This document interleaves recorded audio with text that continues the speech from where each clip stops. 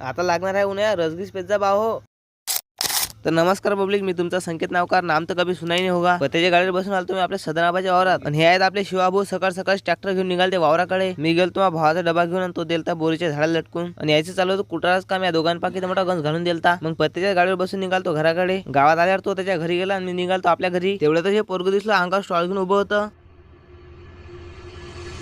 अबे येतो आपला नन्ना मुन्ना लकी आहे. हे काय अडचण लावले म्हणलं रे बा तुया. तेवढं बोलून आलो तुम्ही तुरंगा फाटा आणि तटी भेटला आपला कुणाल ठाकरे. आणि त्याला म्हटलं काबिले का आपण तर रोजच भेटू राहिलो. बोलता बोलता मला डायरेक्ट गाडी सापडली डिग्रस फाट्यालो. आणि डिग्रस फाट्यापासून ऑटो सापडला आपल्या काकाश्रीचा. अरे ब्लॉग आवडू राहिला बा तुम्हाला. आवडत नसेल तर फॉलो करून घे जा. आणि आवडला असेल तर चांगली एखादी कमेंट करून टाक जा. त्याने सोडलं मला भारतरत्न डॉक्टर बाबासाहेब आंबेडकर प्रवेशद्वार जवळ. मग मी आलतो आपल्या लायब्ररीच्या अंदर. दुपारच्या टाइमला आपले योगेश लोखंडे आलते. आणि त्याच्यासोबत आम्ही निघालतो दवाखान्याकडे. दवाखाना काय उघडा नव्हता. तो मले आणि सदा घेऊन आलता मग कटिंग करायला आपल्या पवन भाऊच्या हेअर सलून वर. दिली ना मग दाना पोरेची कटिंग चालू करून. हे गाणं जरसं वैकी वैकीच वाटते. पहा बरं एकदा.